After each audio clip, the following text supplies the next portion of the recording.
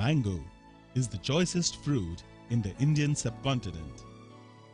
Its cultivation is quite popular in India because of its exotic taste, nutritional value, cultural and religious importance, and a high potential for employment and income generation as well as environment protection.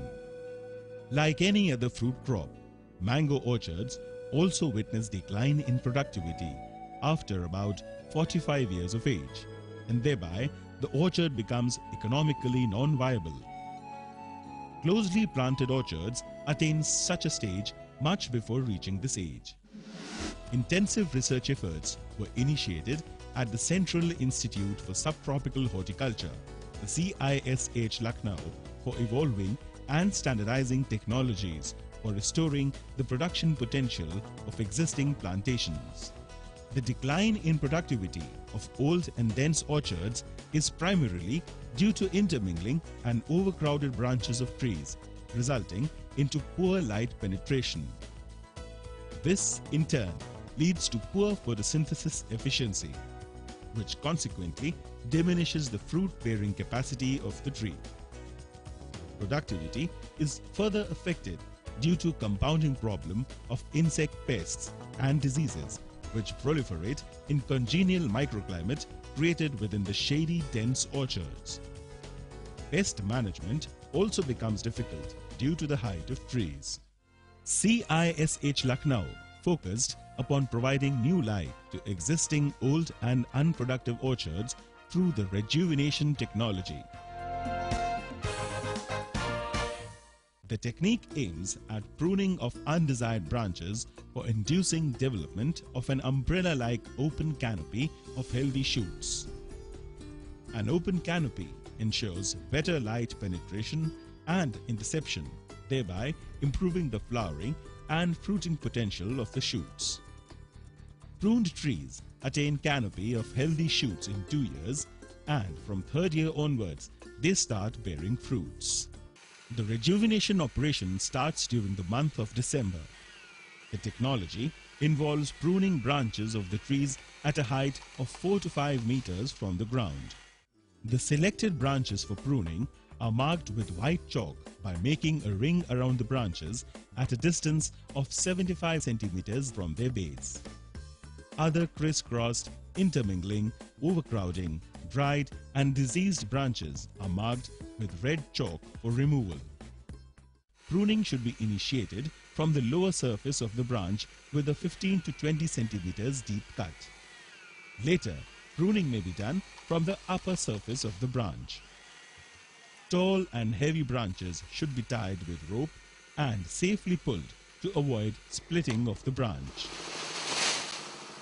Immediately after pruning, a fungicidal paste prepared by mixing 1 kilogram copper oxychloride, 250 grams castor oil and water as per requirement should be applied on the cut surfaces to check microbial infection.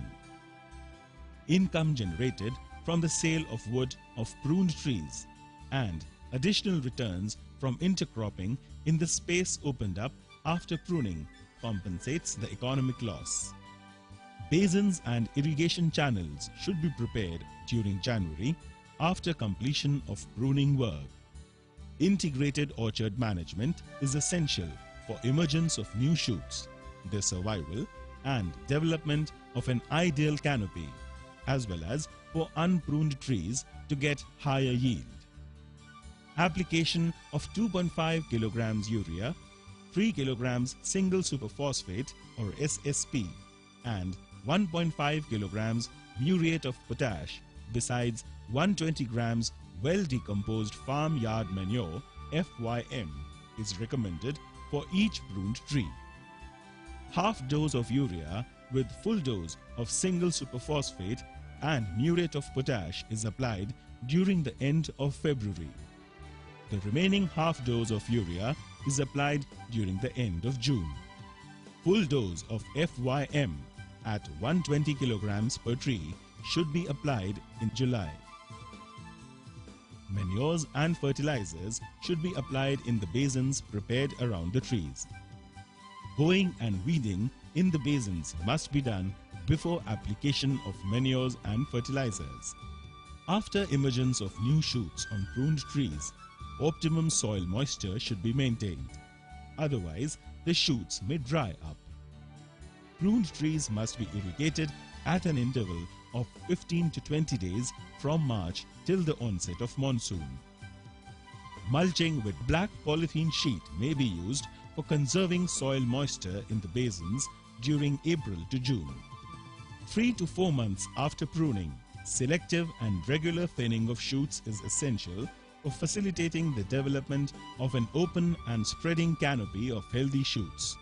Thinning operations are undertaken during June and August. Copper oxychloride fungicide at 3 grams per liter of water should be sprayed immediately after thinning operations to check microbial infection as well as the incidence of anthracnose disease. Brown spots on young leaves are the characteristic symptom of anthracnose disease. Foliar spray of 2% urea during October is beneficial for healthy growth of shoots. Top working can easily be adopted in pruned trees for replacing inferior variety and seedling plantations with superior cultivars. Scions of desired variety can be grafted on the new shoots developed on branches of pruned trees by adopting veneer or softwood grafting during July to August.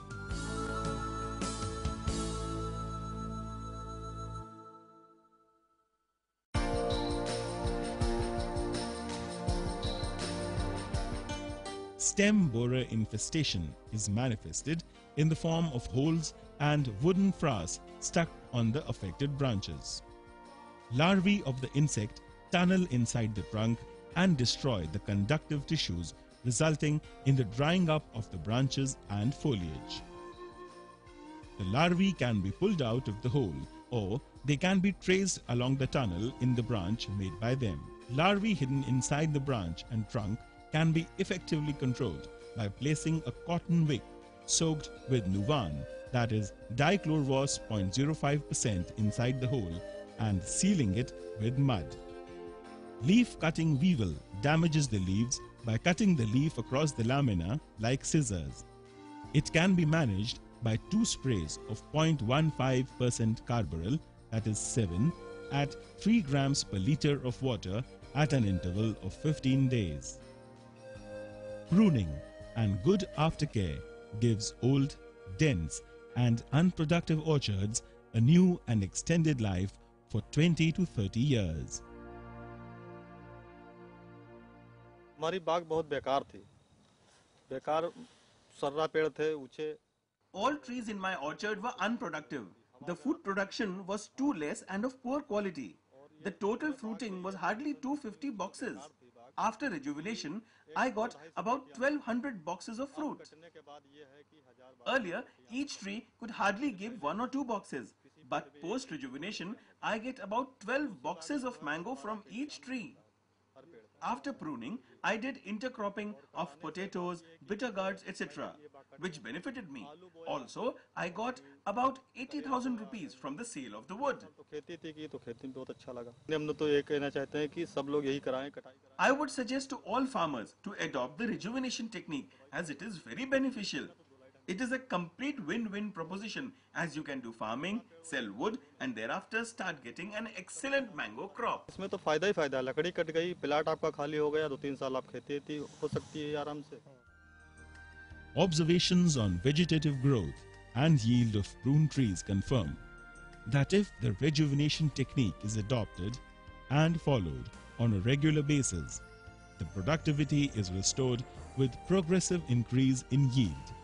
The old and unproductive orchards once again become productive and remunerative.